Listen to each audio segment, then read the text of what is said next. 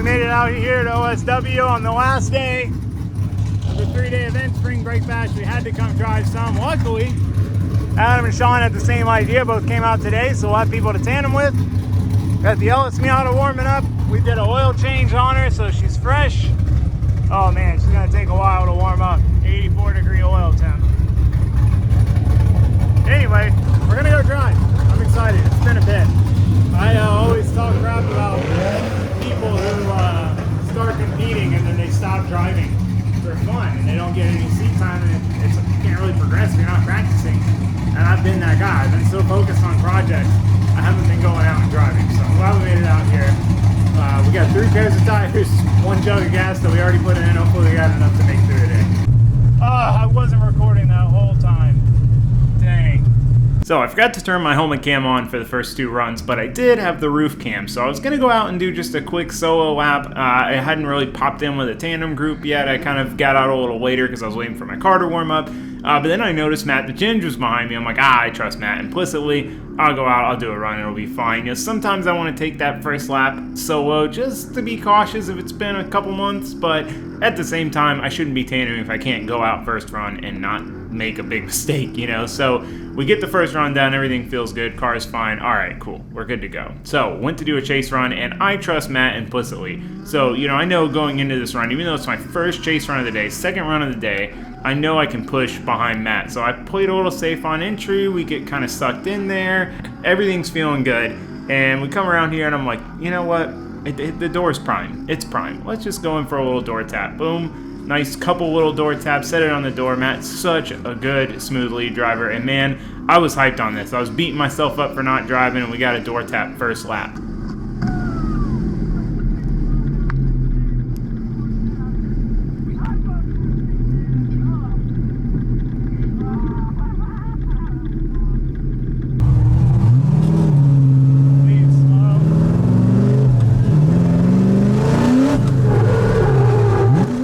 So on my lead runs, you can see I'm pedaling it a lot, and there's a couple reasons for this. One, I'm just trying to be smooth and consistent, make it really easy to follow. That's my goal as a lead driver, pretty much all the time, but especially tandeming for fun.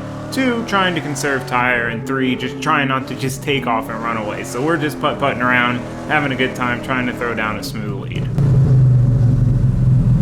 It's funny, I spent so much time building the bed and making things and figuring things out that it's nice to hop in this car and remember that it's like complete and it works.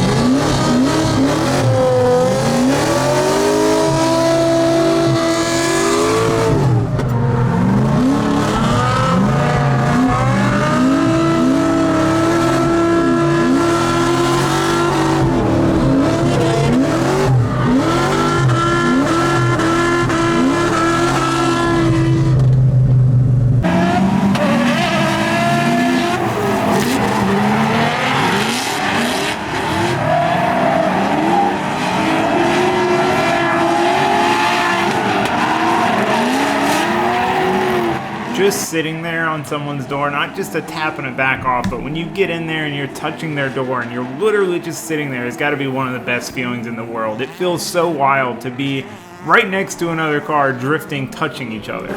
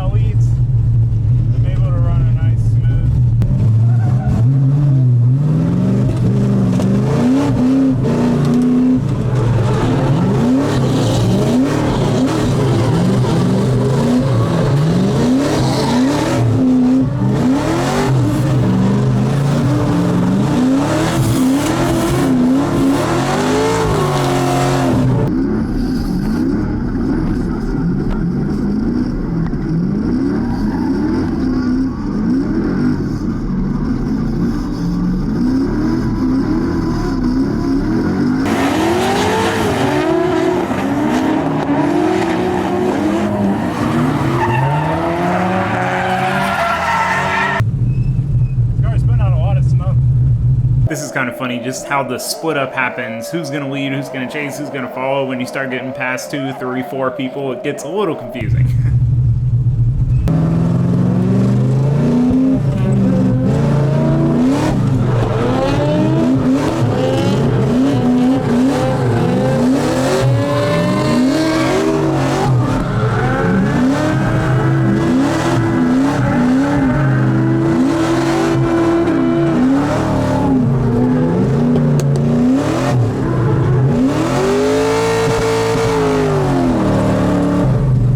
So Ryan Acevedo's car had fuel cut. Very common on Z's. They have a saddle tank.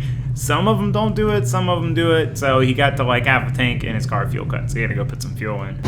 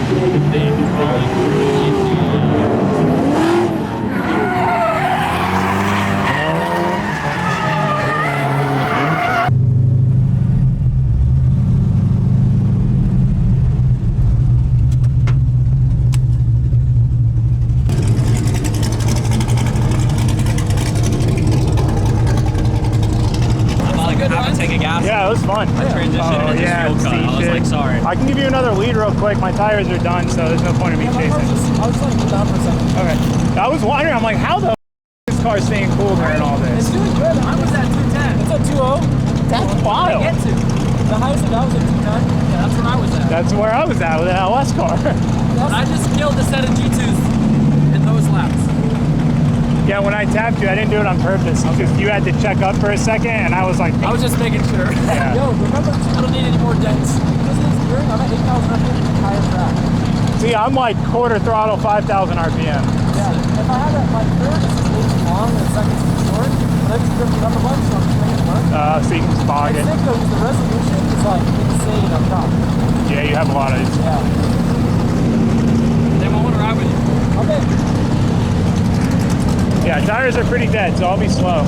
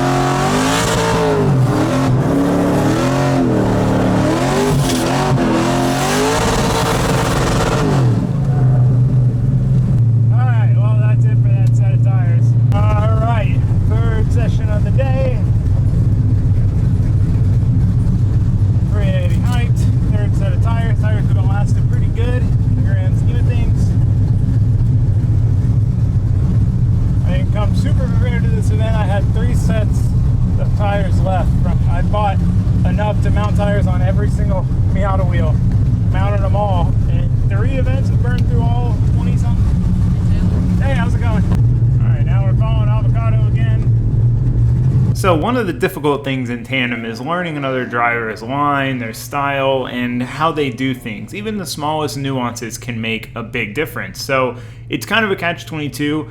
Tandeming with multiple different people has its own challenges. Tandeming with the same person has its own benefits as far as learning and progression. If you tandem with the same person, you can focus on the techniques. You know what they're going to do. You already trust exactly where they're going to be. You can try different approaches to getting close, being on their door, and staying on their door because you've already got them figured out. Whereas when you're driving with a bunch of different people and bouncing around, then you've got to learn how each person drives and learn how to adapt to those differences. And again, even the smallest things can make a big difference when they transition. A second difference can make a world of difference in your tandem. So you can see here, following Avocado, this is my first time following him in this car, and on the entry I'm playing it conservative. I'm not sure how he enters, if he enters with a lot of handbrake and gets on the brakes or not, and I'm starting to figure out, okay, he kind of really throws it in for the entry, and I'm noticing that, okay, he goes a little bit shallow in this corner, shallows up, and then he makes a quick transition for this last one. So I've figured that out now, okay, throw that transition early. It's the best I've done that last corner.